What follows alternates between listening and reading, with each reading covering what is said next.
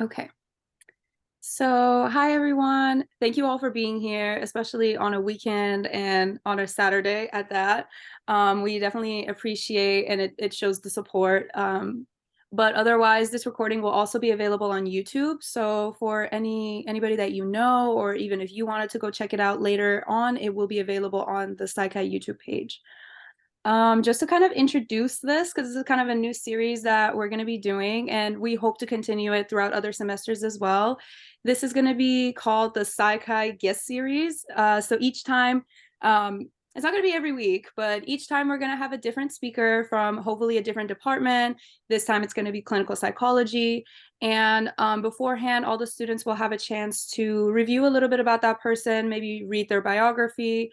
And then afterwards, they'll be able to submit their questions and be able to show up to the interview process itself if they wanted to as well. So today we are very honored and lucky to have Serena Nuber. I hope I said your last name right. She is currently in the clinical psychology program at Cal State Northridge. The remaining of the introduction, I'll guess I just allow you to do it. And then we'll get into the questions whenever you're done with that part. Okay, hi everybody. My name's Serena. So I'm a master's student at CSUN, Cal State Northridge. I'm a second year in the clinical psychology program. I'm specifically in the fieldwork track. So there's a research track and a fieldwork track. I do a little bit more clinical hands-on things.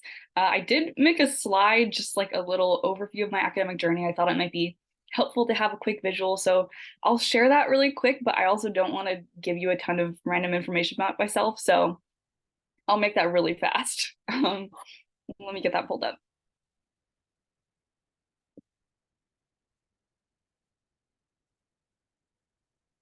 I'm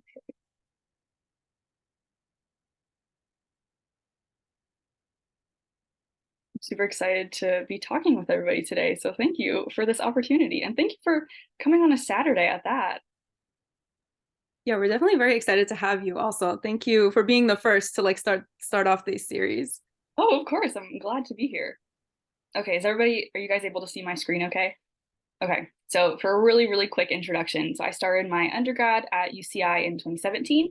After that, I spent 2 years there. Going into my third year, I started working in a research lab. Spent about a year and a half to 2 years in the lab.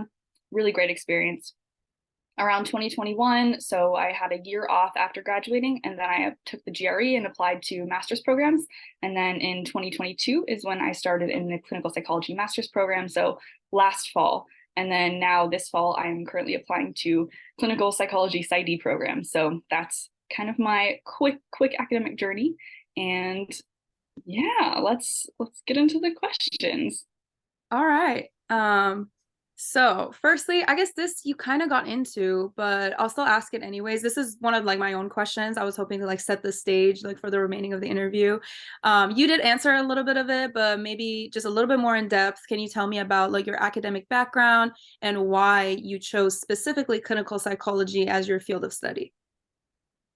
Yeah, absolutely. So I'm one of those people that was very fortunate to kind of have guessed correctly in what I thought I wanted to do in terms of my career.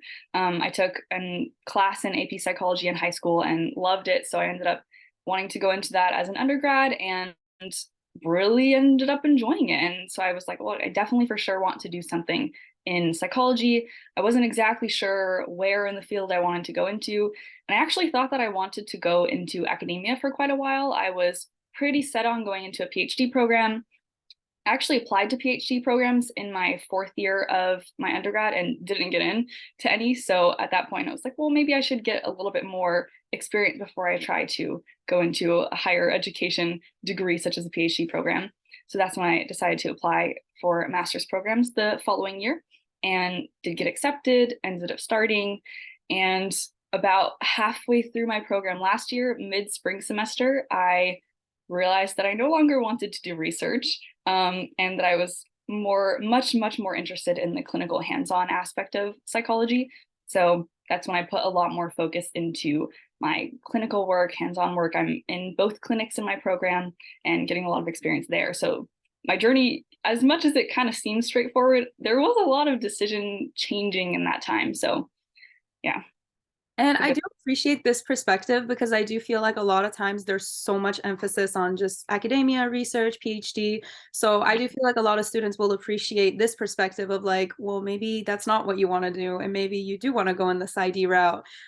So I definitely feel like there's a fresh perspective for a lot of our students, honestly. Yeah, I'm Yeah. glad. I think there's, I mean, benefits to both. We absolutely need both, and we need people to be able to work together to get, Yeah. the foundational research aspect and then the people who can apply it to different populations. So, 100%. And then I guess this kind of ties in perfectly. This is the next question. So now I'm starting from the questions that people submitted on the Google Forms. So the first one is, what should we be expecting as far as our clinical placements during a master's program? mhm. I would say it probably varies by program because I can really only speak to my program specifically, but I do know that my program specifically is a clinical focused program. A lot of other master's programs might be more general psychology focused, more research based focused, and might not necessarily have the kind of clinical experience that I've been fortunate enough to experience. Um, the way that my program does it specifically is for those in the fieldwork track, which is the track that I'm in. There are 2 clinics embedded in the program that everybody that joins our program ends up working in at some point. They won't necessarily work in both clinics, but everybody does have to get at least 1 semester in one of the clinics. Fieldwork track students, such as myself, work in the clinics every semester, and then there's 1 semester where we have to do both clinics together. And for the most part, I think my other fieldwork friends and I have all done 1 clinic for most of the first year, and then everybody's pretty much doing both clinics now, moving forward since we're in our second year and the class workload is a little bit lighter at this point. So it's very possible to keep up at least one, maybe both of the clinics throughout the program as well. And then I have some friends that are also doing some clinical experience outside. Personally, I don't find that I have enough time to be able to focus on all of these things at once. So I've been sticking to keeping the clinics in my programs and then keeping my class workload. So that's kind of a kind of an overview of how the clinics work, I would say. Okay. And could you possibly maybe go into a little bit of like what your responsibilities look like? Like what did it look like when you first started, the expectations and such? Yeah, absolutely. So one of the clinics in my program is the assessment clinic, and we do different types of psychological assessments, mostly IQ and achievement assessments. My professor also does some ADHD attention tasks, but we're not particularly running those. And I was in this clinic when I first joined the program last fall, and my responsibilities at that time were mostly to watch the administrations taking place. We would sit behind a one-way mirror, and my professor would sit with the client on the other side, and we would take behavioral observational notes of what the client was doing. Particularly if they were shaking their leg or things that might be interesting to note down in terms of their actual score. And then once we were to get the feedback in terms of the score report, we would divide up which sections we wanted to write about. And everybody would take a small portion, write up the section of the score report based on how the client performed. And then we would send it to whoever was case manager. They would put it together into a cohesive report and then send it off to our professor for final touches, getting it ready for the client actually to receive that report. Now, I ended up leaving that clinic last spring to get experience in the other clinic, and now I'm back in that clinic this fall. Same responsibilities, but on top of that, I'm also testing now. So I've started running one of the achievement tests with clients. I switch off with one of my friends basically every other week. And so I've been able to run it about 3, maybe 4 times with clients at this point. And it's been really cool to get that experience running the assessments because that's not something I'd ever gotten to do before. So that's the assessment clinic. And then we also have the mood and anxiety clinic on campus, which is where we meet as a clinic once a week.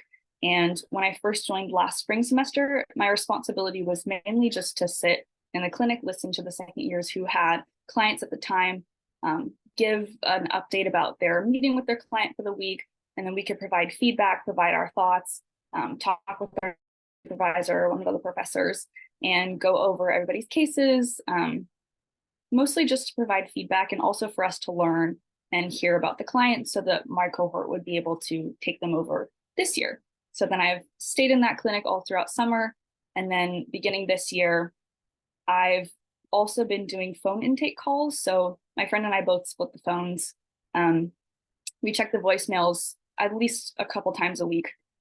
Try to do it every day. It doesn't always happen every day, but we do check the phones quite regularly. Whenever we get a voicemail, I will call that person back, do a short intake session with them, and try to determine if they might be appropriate to take into the clinic or not.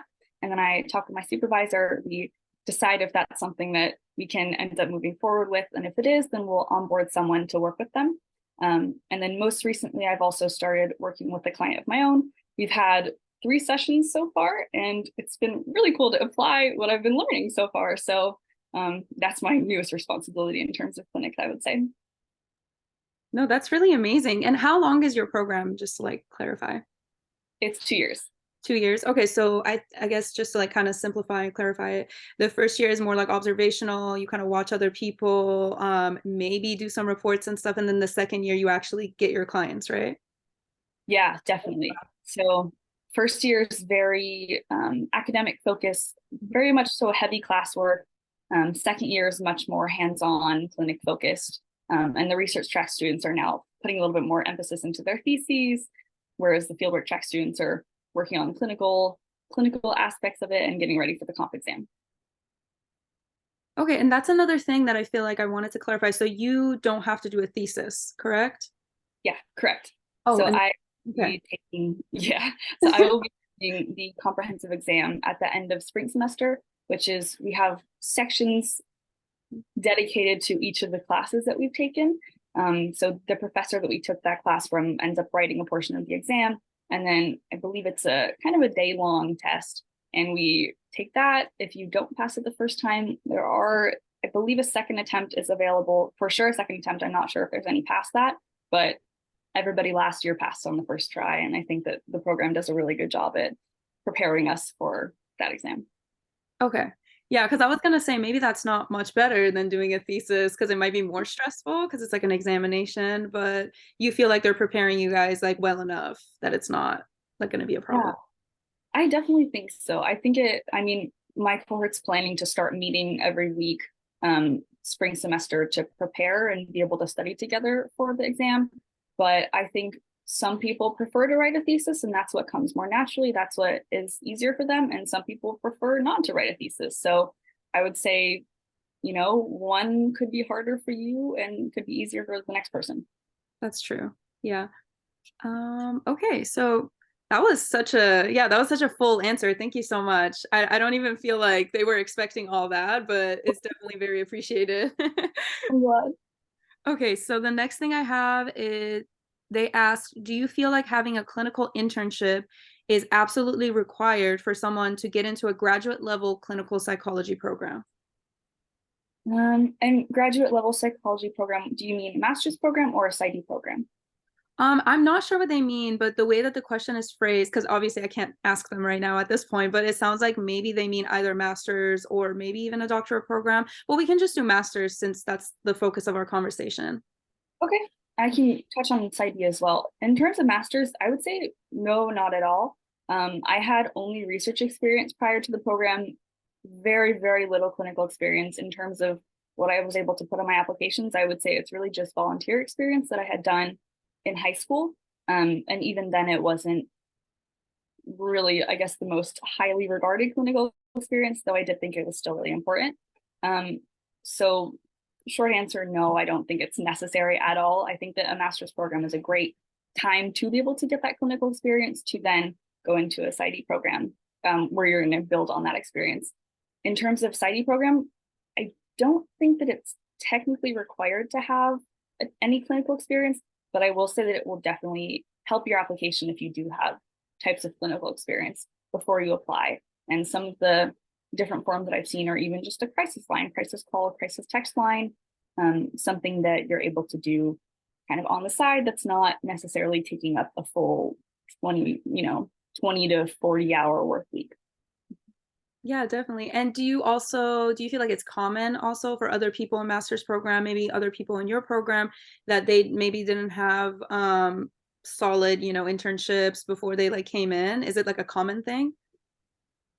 Yeah, I would say maybe half of my program had experience. I know a couple people were in ABA before and they did it for maybe a year. Some people did it for a couple years. I have friends that have no clinical experience prior and just purely had research experience. So it's kind of all over the board. If you have experience, I think it'll be beneficial. If you don't have experience, I think that as long as you showcase your strengths in a different capacity, I don't think it would necessarily hinder you. So I do think that some clinical and some research experience would be very beneficial. Okay, that makes sense. But I do feel like I can see where the concern comes from because I especially feel like for a lot of people, seniors, they get to the end and then they realize, oh, I don't have all of these like cool experiences that some people might be having. So I kind of see where the concern is coming from. But yeah, you're right. I guess as long as they have something that they can showcase and bring to the program, then it might not be an issue. Yeah. Okay, this next question, it's very specific to yours. And so it's like, how do you like the program at Cal State Northridge? And how did you decide to study clinical psychology? I ask because I'm not quite sure where to go from here. So after obtaining their bachelor's, I'm curious as your areas of interest match mine. Thank you in advance, Serena, and good luck. Oh, thank you. That's so sweet. Okay, so in terms of how I like the program, I personally love it. I think it's a great program in terms of getting the exact experience that I want out of the program. I applied to 8 master's programs, and this one was the only one that was specifically a clinical psychology master's programs. The rest were all general psychology programs, which I believe you can also get clinical experience in, but this one has it like built into the program. It's the heavy focus of the program. We take classes in therapy. So I think that if you do want to go into clinical psychology in the future, I think that it's a really, really great program for that specifically. And then in terms of how I decided what I wanted to go into, I think that what made me change my mind about wanting to move to the clinical realm instead of the academia side was last semester I took a class in research methods, and the professor was wonderful. She was so good at teaching, and it was a really hard class and it challenged us in really good ways.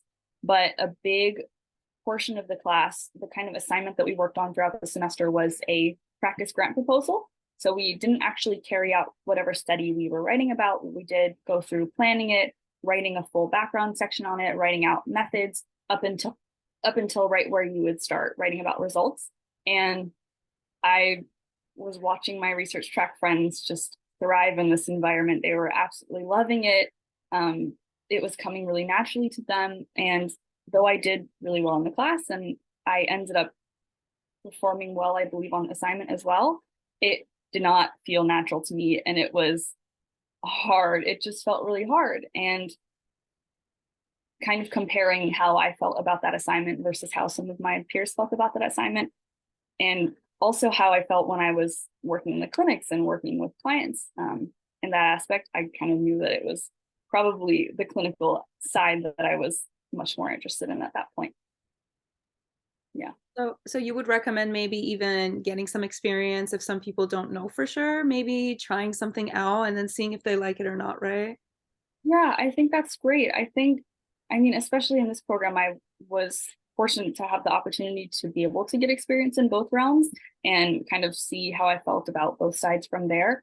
I know that not everybody has that opportunity, though. It's just different for every program, every person. So getting experience in a research lab, I think, is a great way to see if you like the academia research side, and maybe doing a small part-time thing in terms of the clinical side could be beneficial to actually seeing how you feel about that as well. Okay.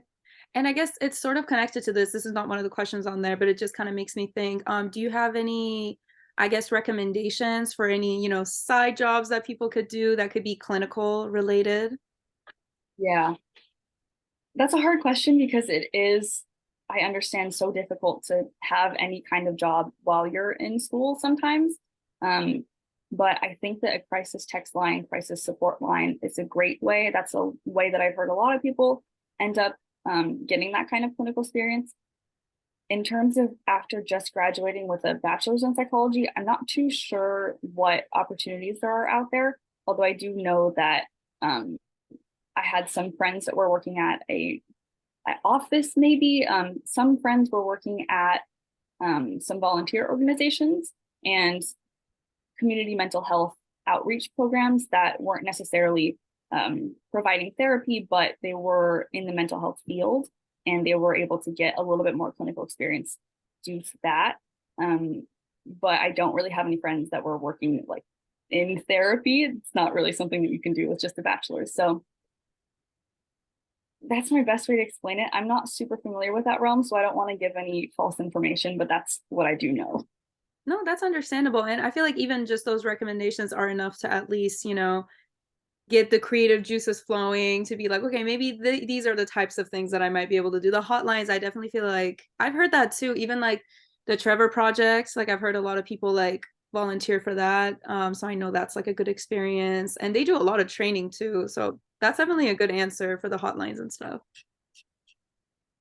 Okay, so moving on to the next question, I guess. We have somebody who asked, how do you handle stress and maintain self-care considering how insanely competitive clinical psychology programs seem to be nowadays? That's a great question.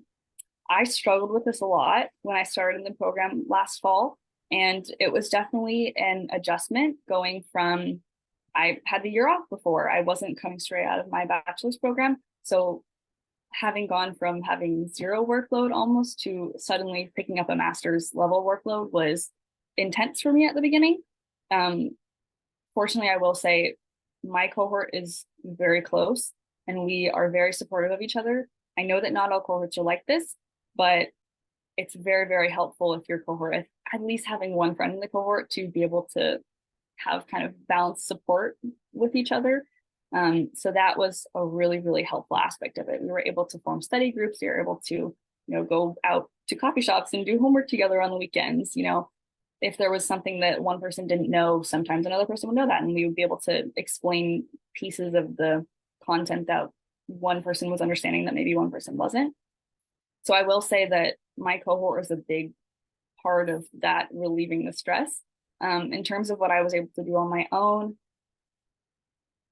my living situation also wasn't great at the time. So unfortunately, I didn't have that to balance out. I will say this year it's much, much better. And I'm able to go to the gym with my housemate. I like to try to schedule in time for myself to take breaks. So normally I try to spend a full day on the weekend getting just other household things that I want to get done. Cooking, doing other things that I like to do, going to the gym in the morning. That unfortunately I just can't do during the week. But I also am recognizing that this program specifically, I like the things that I'm doing. So although I'm doing a lot more and I would say the stress might be higher, I don't quite notice it to the same extent that I did last year when it was more class based because I'm really having fun with everything. So if you really like it, I would say that it's yes, very difficult, yes, heavy workload, but I would probably be able to speak for my cohort in saying that we wouldn't have made it this far in the program if we didn't genuinely like it.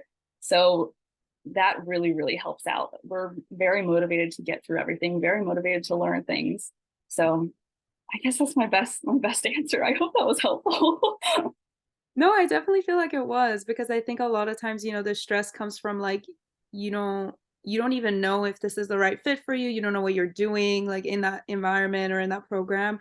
So having fun with it is honestly like a good advice because it's like Yeah, yeah, it's like what more can you do? And then I feel like if you're not having fun with it, then you're doing a lot of the comparing, then you're doing the probably the isolation, which it makes sense how being with a cohort would, make you feel better because it's like you have a support system and stuff. So it makes you feel like you belong there actually. yeah. And I'll say that doesn't mean that there's not times where you're just incredibly stressed out. And, I try to plan out times where I'm like, I'm going to do work during these 2 hours. So kind of scheduling myself time to do work has helped out. But for the most part, it's been great. That's an interesting one. Actually, I kind of want to ask a little bit more about that. So how do you do with the time management, being a master's student and being, in the clinical field, which it seems like it's very, heavy load, competitive and high stress a lot of times. So how do you do that? And do you have any like tips for anybody? Yeah, that's also a great question. So I would say last year was very different for me than this year. Last year, we had earlier classes. Our classes were pretty much starting at 9, maybe 11 latest. So I did have a good portion of the afternoon to be doing my schoolwork. So I would pretty much go to classes. A couple of my friends and I would go to the library. We would just work on our assignments, try to get things done. And then I would maybe go to the gym, maybe go home. So I would really try to carve out blocks in my schedule where I could spend 2, 3 hours just studying, just doing whatever work I needed to do. So that could just be time where I could focus on academics, and then I could hopefully leave and do something else for a bit and then come back to it later if I needed to. So personally for me, since I really like following the schedule, kind of building those study times into my schedule was super helpful for me. This year, I'm actually also working a part-time job on top of school. I work about 15 hours a week, and I would say it's actually really manageable. Fortunately, I am able to do schoolwork during my job sometimes. That's kind of just like how my job is. I also would say I have less of a homework load this year, much less than I did last year. I'm not really having much homework for one of my clinics. My one academic class, we don't really have homework aside from reading, and it's not that much reading. I'm able to do it during my work sometimes. I do have a lot more work for one of my clinics, which is the assessment clinic, just because we have a lot of clients coming in right now. There's only 5 of us in the clinic, so we're getting all these score reports done just by ourselves. So that does take some of my time, but I'm finding that it's manageable this year. I think that once you kind of get used to being busy, then it comes a little bit more naturally. But in the beginning, it was very helpful to just be scheduling my time and sticking to trying to stick as best to my schedule as I can. No, that makes sense. And you also mentioned that the second year has less classwork just generally. So I feel like, Yeah, definitely less classwork. mhm. Oh, that definitely helps. And while we're on the topic of like stress, I guess I wanted to bring this topic up, which is like one of my personal ones to want to, bring awareness to, because I actually barely found out about it this summer, which is crazy, like being a psych student. For those that are maybe not familiar with imposter syndrome, it's when you feel like you're almost this like fraud and you're going to get discovered because you're not as good as the other people in your program or something like that. So I didn't know about this until, yeah, like I said, this summer. And it's so crazy because I used to think it was just me, but obviously it's a thing that a lot of people experience. I think the percentage, I don't remember, it was really high. But I wanted to ask you, how do you deal with that, in your program? And have you experienced it, and has it been like bad for you, or what's been your experience with it overall? I've absolutely experienced it. I was really experiencing it when I first started the program last fall. And I would say for the first 2, maybe 3 weeks, I noticed that everybody was trying really hard to be really professional during class and um, outside of class, even when we're just talking with each other in the cohort. And I think really trying to put forward the best image about ourselves. And then after that, we all learned that we were all experiencing imposter syndrome and all very just stressed and confused and trying to get used to being in grad school. So again, cohort was very helpful in figuring out that we were all experiencing that. Um, Also talking to the second years was beneficial because they were able to confirm that they were also feeling similar experiences when they were starting the program as well. It's a new thing. It's hard. It's hard to take on sometimes, most of the time. And then this year, actually more recently, I would say I've been experiencing it since I just started working with a client. Some of my friends have been working with their clients since the beginning of summer. Some of them have been working with their clients since the beginning of the semester. So, I kind of have been unfortunately comparing how my sessions have been going to how their sessions go lately. And I'm trying to remind myself that I'm new to this. And, it takes a couple sessions to even get used to talking with this person because I need to get to know them. They need to get to know how I work. So it doesn't go away, unfortunately. I think that talking with people in a similar environment as you, or that were in the similar environment as you, is really helpful because they can kind of confirm that you're not alone. I don't think it's necessarily something that you'll be able to solve, but I think that by talking with people, it just makes you feel like you have connections and like you have a support system that I don't really notice it. Like I've kind of stopped noticing it last year in fall because I realized that everybody was struggling. Everybody was new to the program as well. You know, some people had a little bit more experience, but that didn't necessarily mean that they were better off in any way, um, or worse off if people didn't have any experience. You know, everybody is able to get the experience that they want in the program. Yeah. And you mentioned something that kind of led me into this other thought process. So about the sessions themselves, like I assume, that might also be a concern for people because I'm assuming the first few sessions aren't going to go exactly like how you envision it, like how you see yourself, in the future as a therapist. It's probably not going to look like how your first few sessions go. So did you want to comment on that, like about your own experience, having those first few sessions, and how did it like feel for you? Yeah, absolutely. I will say it's going to be different for every client. The person that I'm working with is very talkative and very open to sharing about themselves. So that's been very helpful in terms of getting to know this person. Um, some people might not be as talkative. It might be a little bit more on you to be asking questions, be trying to get to know what they want out of this therapy. For me, I've been struggling a little bit more to actually take control of the conversation. So that's been something that I was working on when we met this past week. I do think that I was fortunately able to be a little bit more involved, which I was really proud of myself for. But it does take a little bit of it definitely does take energy and thought, and you kind of have to plan before what you want to talk about.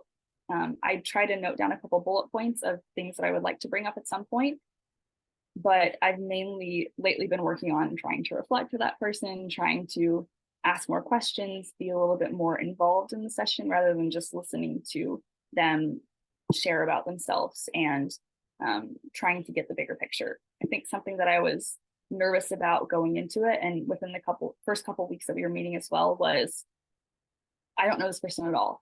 Other people that took over clients, they had been in the clinic for a couple of years at this point. We had listened to the second years talk about the clients over all of last year. So we had a lot more information about some other clients than we did about the client that I am working with now.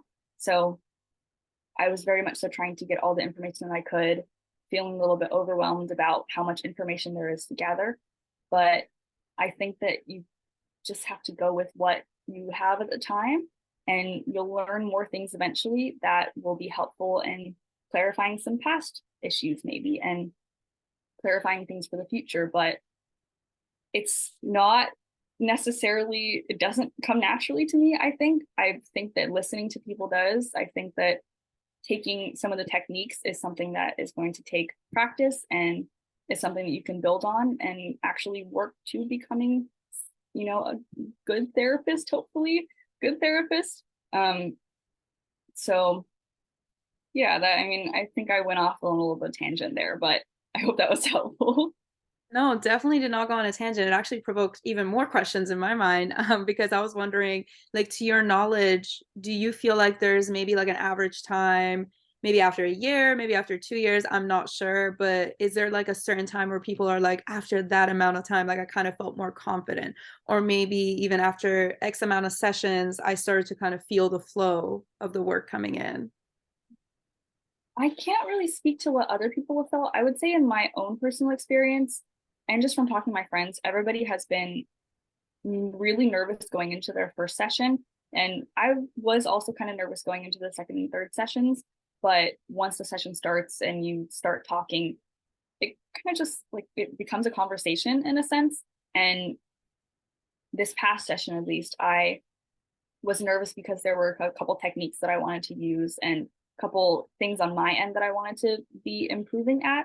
So I wanted to make sure that I was able to do that throughout the session. And it was just something that I had noted down, something that I was paying attention to, and it went a lot better for me. I thought that it went a lot better for me. So I think that in terms of the conversation itself, the stress kind of eases once you actually start talking, because you realize, oh, this is really great. This is really cool. I'm actually doing something that I've been wanting to do for quite a while. So I think it's normal to feel nervous before the first session, before the first couple sessions, even working with a new client.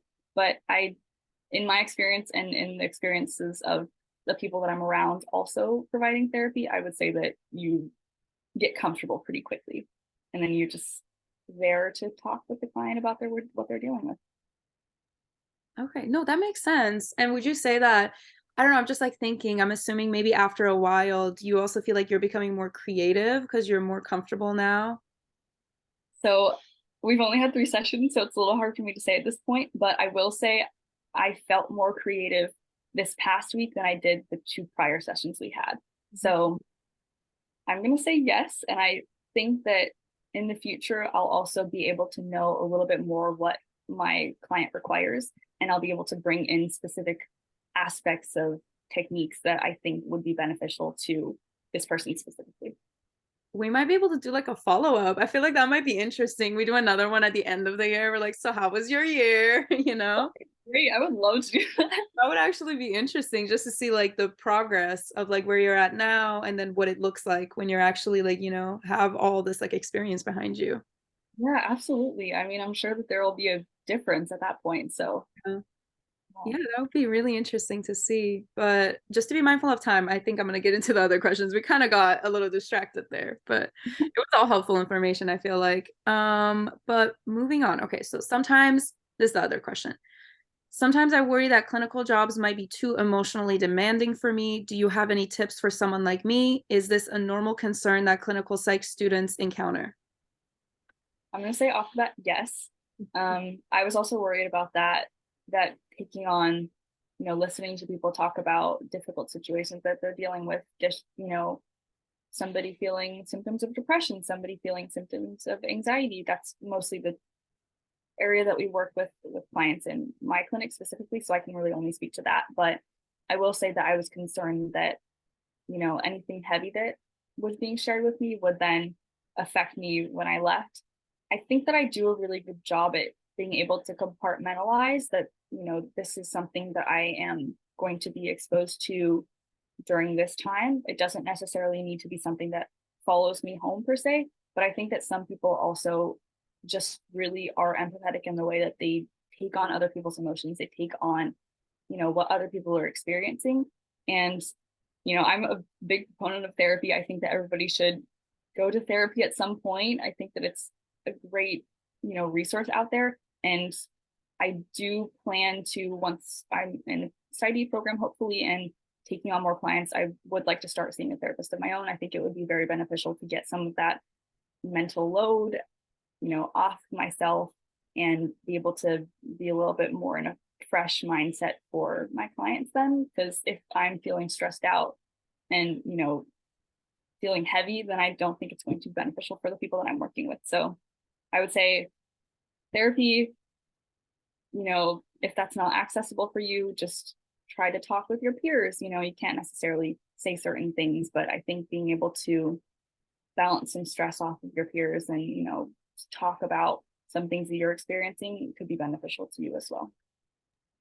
Yeah, definitely. And um I believe there's something called supervision, correct? Do you all do that also? Where it's like you meet with your like somebody higher up and you pretty much just like vent about what's been going on in the sessions. Do you all do that in your program or no? Yeah, we do. So we have class for this clinic specifically, we have class once a week and everybody talks about their cases, and it's super helpful, especially if there's something that I need clarification on, something that I want to hear about what I could be maybe doing better in terms of this one aspect. Then, we have a supervisor there. She's one of the professors in our program. She's absolutely wonderful, so helpful. And we kind of go around, talk about anything that we're, talk about how the session went, talk about how we're feeling about it, talk about what we could maybe be doing better, what information we might need to get. And that's super helpful to get just support in that aspect. And maybe if we're feeling like things aren't going too well, just ask, what can I do from here? What can I be doing differently to make this better for myself and make this better for the client? And I'm able to talk with my supervisor in this aspect and also with other friends in the program. So they're also able to balance out my emotions and how I'm feeling, what I need to do. So definitely, I would say supervision has been very, very helpful. Okay. Sorry, and I'm just gonna type it in the chat for somebody who asked. like what it was called. Yes, it's called supervision. And also, I believe, isn't that also a time where you can bring up, I forget what it's called. It's something transference is when you're working with a Oh, client and they remind you of somebody or an issue like that. Did you want to go into that a little bit? I feel like that might be interesting. yeah, I can definitely talk about it in some aspects. So there's transference, which is when the client is kind of transferring their views on maybe someone else onto you. For example, if you had a client that's, let's say, a 50-year-old mother, then you're working with that client. Maybe she has a daughter that's around your age.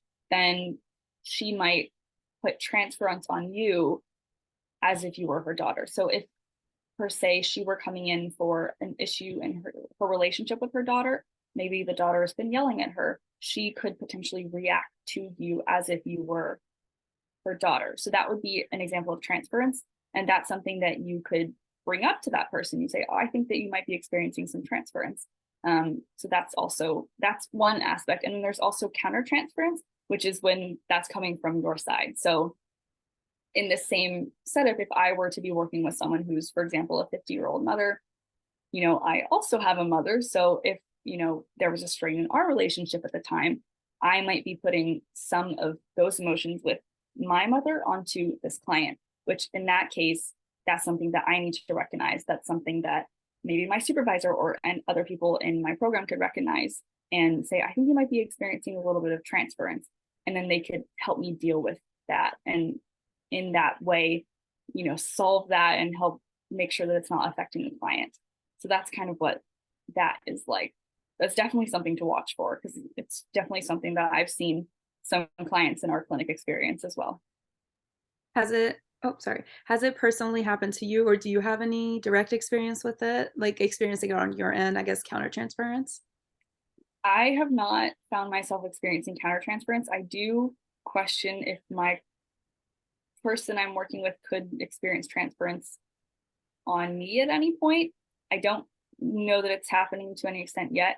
I have been seeing it happening though with a friend who works with another client. I do think that there is some transference going on there, and that's something that we've been working with our supervisor to help her deal with as well.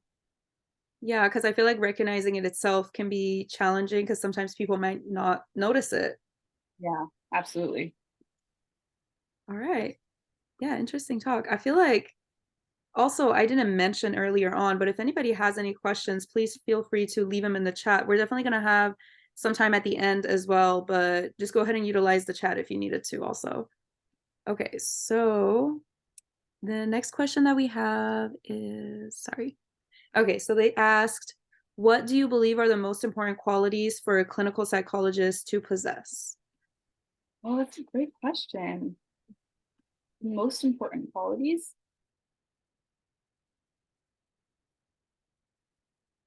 I wouldn't say that there's anything specific that jumps out, but I do think that it's really important to enjoy the job and enjoy talking with people and, wanting to get involved in their life. And because you're going to be involved in their life to a probably pretty good extent.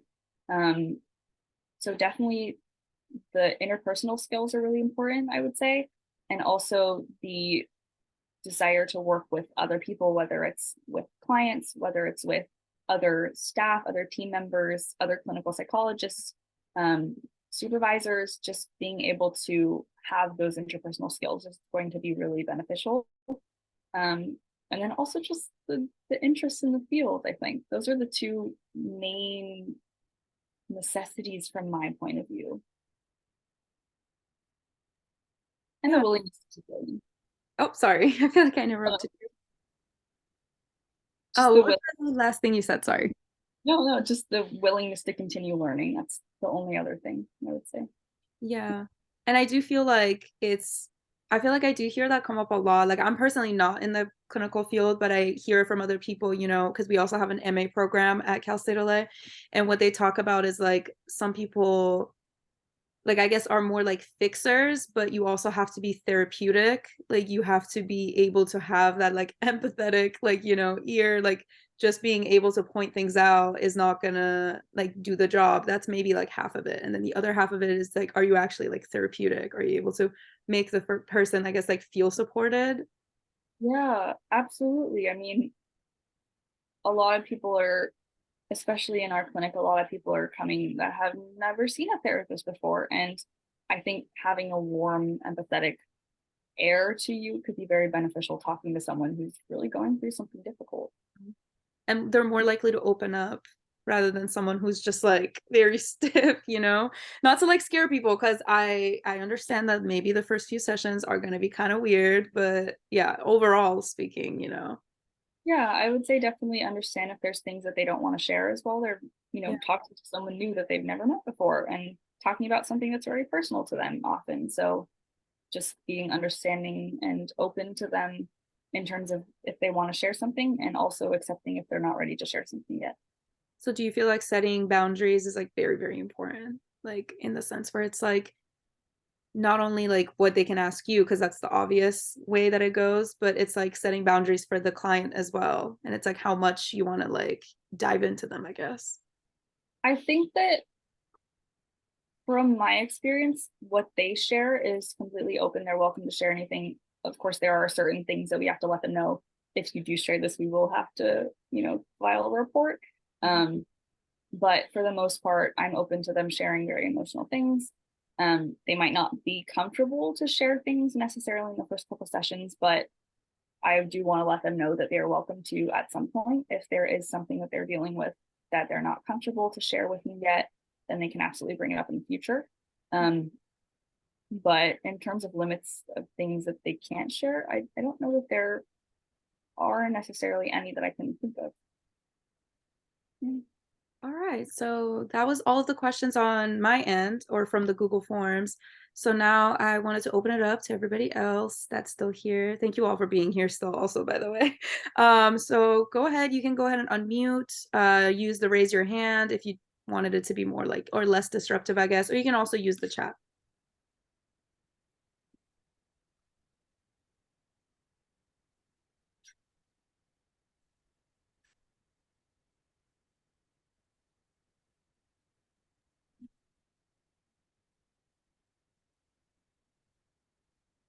And these questions, they don't just have to be about academia. Again, this can be about, we had questions about how do you handle the emotions? How do you handle, it can be anything. It can be general, but yeah, the floor is open. Okay, we have something in the chat. So is it required to get a master's degree before SID? No, it is not. There are maybe a couple programs that I know of that do require masters, but in general, no, it's not required. And you can definitely go into a great program without getting a master's. A master's is definitely beneficial to get some more experience, especially determine if you are genuinely interested in going into the field before going into ID. But if you're certain about it, then no, not at all. It's not required. And somebody else asked, how was your experience taking the GRE? um, it's very similar to the SAT, ACT kind of standardized tests in that aspect. It's a lot of work. I think I planned out about 3 to 4 months of studying and really, took a couple days to figure out what I wanted to study when. And I got books. I didn't do any classes, just wasn't for me necessarily, but I did get some books, went through the books, studied from them, bought some flashcards for vocab. Um, so it did take me about 3 to 4 months, I would say, to end up studying for it.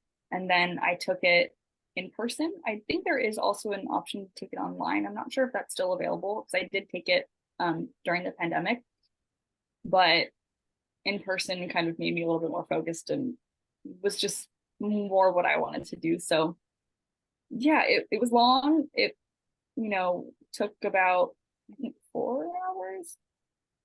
That sounds about right. I don't remember exactly how long it was, but it was definitely a long test. Um, it is math, writing, and English focused. There's also subject tests. I didn't take any subject tests. Um, Overall, I'm glad that I did it. I hope to not have to do it again, but not terrible. It's doable and you'll get through it. If you need to get through it, you'll absolutely get through it. Yeah. And also a lot of programs like aren't requiring it anymore. So if it's something I hear it a lot from a lot of people being like, well, I'm just not gonna this sounds so funny, but they'll say stuff like they're just not gonna take it for that one program. So if it really scares you, kind of like me, like I don't know if I want to take it yet. Like you can just maybe avoid those programs. Yeah, I think out of the people in my program that are currently applying to PsyD programs or PhD programs, there's only a couple of us that have taken the GRE, and actually all of the programs that I applied to for masters didn't require it. It Yeah. was just I had already been studying and my test date was coming up already when I learned that it wasn't required, so I just decided to take it anyway. But I think a lot of programs are waiving it at this point. Some are not requiring it in the future. Some of them are just still waiving it due to COVID, I believe. Um, some might bring it back, but it's possible to get around it. But I would say if there's a school that you are really interested in that does require it, Mhm. it's you'll be okay. You'll be able to okay. You'll be able to just take it. Yeah. Yeah. Um, okay, so somebody else asked, what's the difference in being a master's program for a marriage and family therapy and master's program for clinical psychology? I'm not sure which one to do. Ooh, good question. So I think that speaks more to what career you're more interested in going into. Clinical psychology, you're going to be working with um, different types of populations than you might be working with for marriage and family therapy. So specifically in clinical psychology, you're going to be working with individuals with, depression, anxiety, different types of disorders that you might see in the DSM per se. Marriage and family therapy is a little bit more geared towards working with individuals that are struggling in relationships with, other people, maybe their boyfriend, girlfriend, husband, wife, partner, just in general, children, um, others around them. So it's kind of a different realm. I would say marriage and family therapy also is usually that schooling is ending at the master's level, whereas clinical psychology, you do need to go into a doctorate degree in order to go specifically into that realm. So they're definitely different. I would say it kind of depends on what kind of clients you want to work with as your end goal. Okay. And that also brought up another question in my mind is that so with the clinical psychology master's program, is it possible to get licensing at the end of that, or what does that look like? Because I know with marriage and family therapy, you do get that license at the end. You can go right into working. So what does it look like with your program or the ones that are similar? Yeah, for my program, no, you do have to go into either a PhD or a PsyD program or another type of program after graduating in order to become licensed. I'm working towards getting licensed as a clinical psychologist. So that does require a PsyD program in order to do marriage and family therapy. I'm not too familiar with, but it does sound like you're able to get licensed directly after the program. For mine, I know that graduating with a master's in psychology, you might be able to work in maybe teaching for certain junior colleges or maybe at high school level. Um, but you won't be able to get licensed as a clinical psychologist after a master's program, unfortunately. Yeah. It does Yeah. require. Yeah, I think it's very few that you can marriage and family therapy or MFT programs as they call them also. I think that's the only one that I personally know of that they're able to like do the hours right after. Yeah, Yeah. I think social work might also be one where you can get licensed straight out of master's. Maybe some like school counseling programs, school psychology. I do have a friend that's in school psychology, and I believe that she will be able to do hours and get licensed right after. But clinical psychology is not one of those. Yeah. Yeah. And it's always good to look into the specific program, like whatever the person is interested in, just to see like what the requirements are. Because sometimes they differ program by program, sometimes they differ school by school. So it's like, it's always important to look into that exact school, like what they offer, what's the track, and like what is it going to lead to afterwards. Because the licensing thing, I feel like it's a big issue. A lot of people, like, I feel like might not know that because they're just like, oh, you get a master's program and then maybe you get certain benefits after that, and it's like they're not all the same, you know? Yeah. Okay, so one more question in the chat. Can you retake the GRE if you don't pass the first time? Oh yeah, absolutely. I think that there's forget. Oh no, I'm thinking of driver's test. That's different. GRE, yes, you can retake it. Absolutely, you can retake it. I don't know if there's any limit on how many times you can take it. Uh, Short answer, yes, you can definitely retake it if you're not too happy with your score. Yeah, I think don't they do like they take an average between some, I don't know, I don't want to say the wrong thing actually. I'm not too sure about that one. Yeah. So this next one is from Dr. Olagus. She said, "Thanks so much for hosting this interview, and thanks again, Serena. I have to hop off, so she's just leaving." It was just a Okay. comment. Yeah. Bye. Thank you for coming. It was great. It was so fun to be able to talk with everybody. I know. Thank you so much for connecting us. Yeah. Thanks so much. This was great. Bye. Thank you. It was very fun to be here. Great. Great. I'm glad. I love to hear about all the awesome things you're doing. And thank you for sharing your experiences. Super helpful for students. Absolutely. So happy to be talking with everybody. Great. Okay, bye. Bye. So good to see you. I really appreciate the conversation with Serena. You were helpful and informative. Thank you. Oh, Oh, thank you. there's comments in the chat that I feel like we can kind of look at. Oh, thank you, everybody. So sweet. All right. Well, was there any final things you wanted to say before we kind of wrap it up and then finish the recording? Ooh, any final words? Let's see. Just keep pushing at it. You know, things might come and change your course of action, but just keep working out what you want to do. Even if you change your mind, that's completely okay. Um, you'll get there at some point. You know, I kind of look back to where I was 3 years ago, thinking like, oh my gosh, what if I don't get in? If you don't get in, you try again, you apply again. It's not the end of the world. You're not racing anybody. You're just doing it for yourself. You're not late. You're not early. Try to, it's hard, but try to just focus on what you're doing. You have your own path that's very different from anybody else. Comparing yourself to other people is not going to be helpful to you whatsoever. Um, yeah, just do what you need to do. That was so sweet. Oh, well said also, because it's like, you know, we're not always at our 100%. It's not always going to be perfect. There's ups and downs. It's just how the road goes. The lonely road of academic life. Alrighty then. And I see Jennifer's still in the chat. Did you have any questions or? Oh, I'm glad. She said that made me feel better for the future. That's so sweet. I'm glad. I was totally in that space where I was like feeling like I was behind because I took the year off, and it's just not the case. It's really just not the case. I just wanted to express my feelings. Alrighty then. Yeah, thank you so much for all of that. And you know, the message at the end was very inspirational. Thank you for being here. I honestly had a lot of fun. I personally learned a lot, and I'm hoping that it was just as amazing of an experience for everybody else as well.